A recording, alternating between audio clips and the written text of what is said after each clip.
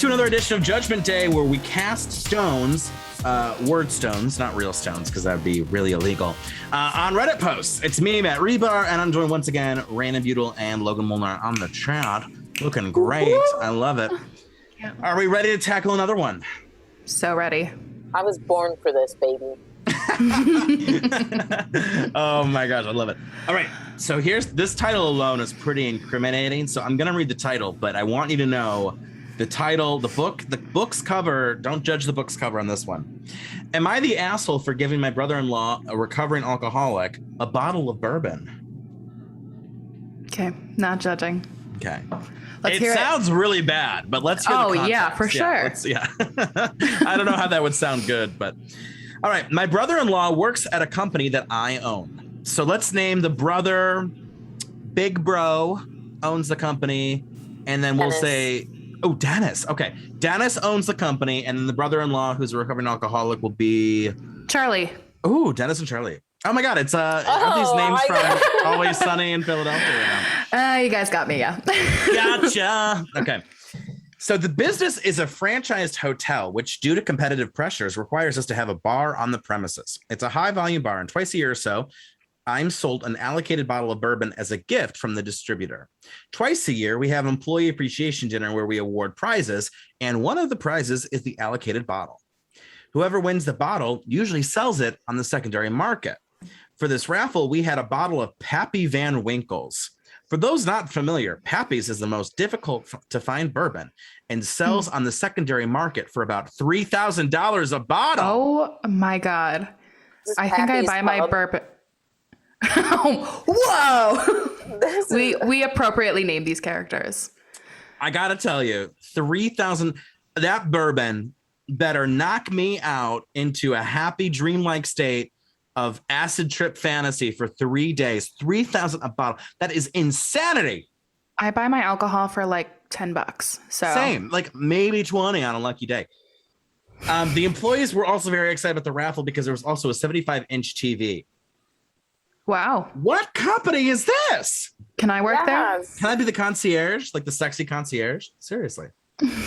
My brother-in-law, who doesn't work in the bar, by the way, won the bottle of bourbon, the Pappy's, in the raffle. In private, Dennis says, Dennis asks the brother-in-law, are you going to sell it and not drink it, right? And the brother-in-law, Charlie, says, yes, we need the money. I'm going to sell it. That fact is important. I recommended to him that if he asked the person who won the TV, you guys can trade prizes, but Charlie said, no, I'm keeping the bourbon. I'm going to sell the bourbon. This was on a Friday night, by the way. Ain't no way that TV's worth $3,000. Well, let me take a look, because he posted a picture. Oh, it's a picture of the bourbon. I don't care about the bourbon. Okay. I do. No, I'm good. Monday, Charlie, our little bourbon winner, misses work. No one can get a hold of him. I call my sister, his wife. No answer. Later that day, my sister calls me up. Brother-in-law Charlie is in jail on a DUI. Oh, From what I can piece together, he fell off the wagon, drank the entire bottle of Pappy's after he got home, got into an argument with the wife, then did a liquor store run later that Friday evening, and that's when he was arrested. Did it say how long he's been sober? No. Well, at least not as of now. Okay. At first, Dennis's sister's begging me not to fire Charlie, and they said that they didn't want to tell me. But then I told her how he won the raffle, and I gave him the bottle that was alleged he was going to sell. Sister hears this and flips out. She blames me for the predicament. I tell her I had no choice because he won the raffle, which was held in front of the on-duty staff. She says I should have just given him the cash. No, he paid $200 for the bottle, which he can sell for $3,000. But the brother-in-law is not going to just give him $3,000 for the bottle. You know, he's like, you could sell it for $3,000. Dennis's sister says that he knew that Charlie was an alcoholic and that he could have said no. He could have pulled the raffle. He could have rigged it so they didn't win. But my reasoning, Dennis's reasoning is that Charlie walks by the bar several times a day, every day without a problem. So he had no reason to doubt him when Charlie himself said he could control himself and not drink and that he was going to sell the bottle. Also, it's not exactly easy to hire right now in our industry. So I can't just pull the rug on someone the staff are looking forward to. We do this regularly. And I didn't know he was going to win. I don't do the raffle. My managers do the raffle anyway. So it's not like he's not involved in this raffle, right? Yeah. I'm being blamed. The sister wants him to pay for the cost of the DUI. I'm still debating that one. I do feel kind of at fault, but am I the asshole for giving my brother-in-law, Charlie, a recovering alcoholic, the bottle of bourbon under the above circumstances? This one that has, I think, a lot going on.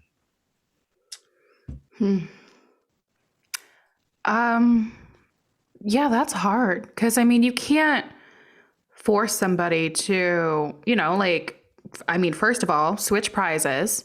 You can't say you have to give up this $3,000 that you're going to, you say, sell for a TV that might be worth only $1,000, because that's, a loss of $2,000. That's something that's significant. You can't really force him to give it up, can you? If, again, he paid money to possibly win it. I don't know. Maybe the brother Charlie shouldn't have entered the contest in the first place. I don't know. It sounds like all of the employees were entered into the contest. That's what it sounds like to me. It sounds like everyone's name was in the bucket. It doesn't sound like it was like a Chinese raffle. What's the one where you go in with your tickets? It sounds like everyone's name's on the sheet, and boom, that's how the winners decided. Didn't he say that he paid $200 to be entered, though?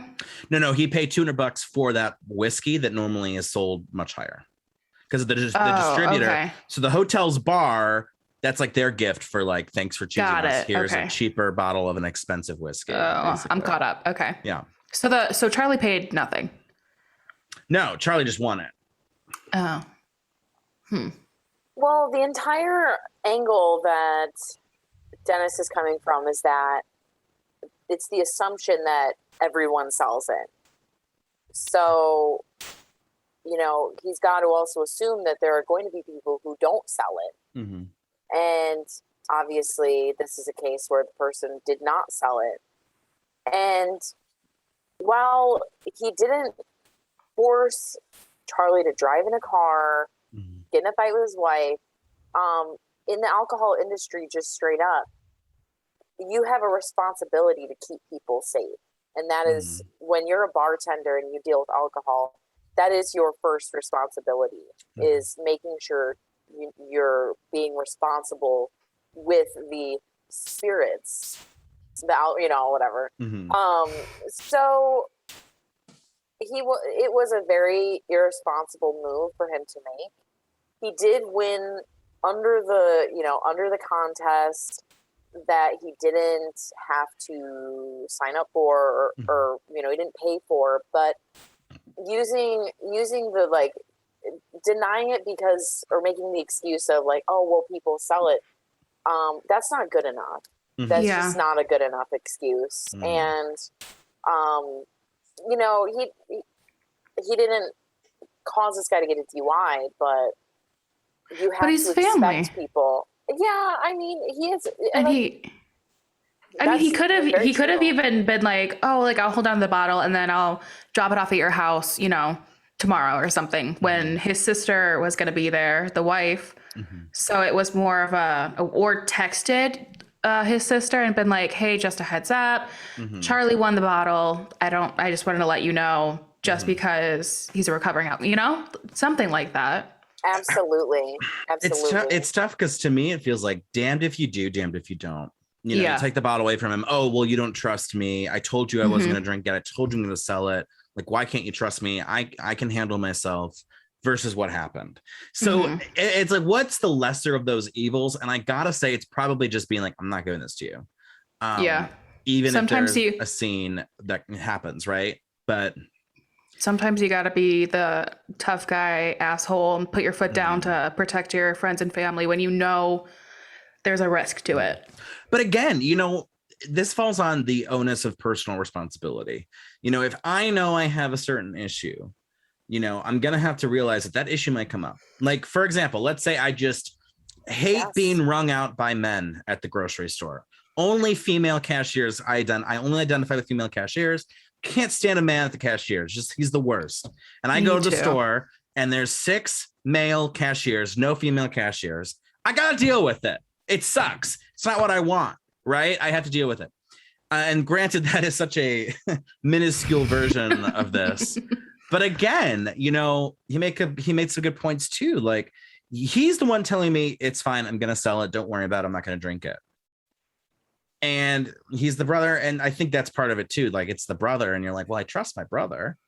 Why would my brother lie to me? You wanna trust them, but at the same time, being an alcoholic is such it's not like it's just something that happens sometimes. It's an addiction. It's a mental health issue that sometimes it just, you want to try to be safe and be smart and not let it consume you. But when you're handed a bottle and said, like, here you go, this is for you, I would be curious to know, how long has he been sober? Yeah, I really want to know that. Done, because there's plenty of people who are alcoholics, but not necessarily like belligerent or destructive or, you know what I mean? Like, so driving when drunk and like if he's only been sober for 60 days and 60 days previous, he got a DUI. You know what I mean? Like, that to me would also reflect. For sure. At that point, it's, But if it's been like 15, 20 years and he's never like gotten a DUI, never gotten in like public nuisance charge or anything for being drunk, and he's just, drinks too much when he does drink. I don't know. Also, he is the brother-in-law, so he might not know the severity of it all. I mean, I couldn't imagine that his sister wouldn't tell him, like, just heads up, since you guys work with a bar and all this. But, he might not know how serious it was. Yeah, really good points there. Very good points there. Well, should we cast some judgment on our Dennis fellow here? Is he the asshole or not? Logan, should we start with you? No, start with Raina. Raina, should we start with you? I think he's the asshole. I don't think he's completely responsible, but I do think he's an asshole. Just because you have, in that industry, you have a responsibility to be safe. That he is responsible for. He is not responsible for the DUI, because ultimately that person does make their own decisions and they suffer the consequences of those decisions. But you don't give somebody who has demonstrated that they can't handle it that thing. And that is just, that's just straight up is he's an asshole for that. And Logan, what do you think? It's like, I want to say everyone sucks here, but I don't think you can say that Charlie sucks. He made a decision, and I don't want to say he sucks, but I think that everyone is a little bit at fault. If that's everyone's at fault here. Because I don't want to say he should have known better and XYZ, because I don't know his life, and that's a big assumption to make about someone. But I don't know. I feel like at a certain point, maybe, I don't know, Dennis could have texted the sister or not given it to him, stopped over with it the next day. Charlie could have just, I don't know. Again, I don't want to blame him, but I do think that it's not just Dennis's fault. So we have 3 different responses, because I'm gonna go light, not the asshole here. Okay. And to be fair, I wish we had a little bit more context. I really, the things I want to know is, how long has he been sober? What other incidents have happened because of his alcoholism? I would also like to know a little bit more, like that conversation where he was like, I can take the bottle from you. Like, you don't have to have the bottle. No. Like, because like, I'm wondering, like, was it one of those things where he wasn't planning on drinking it and then something set him up? Something happened, or like someone made a comment, like, "Oh, open it up, baby!" Like, or was it like a lie? Did he know the whole time? Like, I'm gonna drink this and I don't give him an F. Because like that too is like kind of malicious, that someone actually is trying to help you and you're like, "Nah, I'm drinking this. It's $3,000 worth of bourbon. I'm gonna do it." The thread agrees with me, and they don't think he's the asshole. Here's the top comment. I'm an alcoholic. I'm going to go not the asshole. You asked him if he'd be okay, and he was sure. He said yes. He made the choice to walk away with it. He did not put his recovery first. It's on him. It's not you. Alcoholics that have been sober for a while are often okay around alcohol within reason. It depends on the person. You had no reason to believe he would relapse. He made that choice. I know it's really hard, and I struggle every effing day. I know. Keep trying. I fail a lot too. I do not even have 2 months after a relapse recently. Each day is new. You know who you are. Maybe learn who you want to be. I'm still trying to do that as well. I'm right there with you. Another top comment, given the situation, not the asshole. You didn't just gift your recovering brother-in-law a bottle of booze. He won it at a is company true. event. You aren't responsible for his actions no more than you'd be responsible for, say, a diabetic winning a cake at the event and then going into a diabetic coma after binge eating the cake.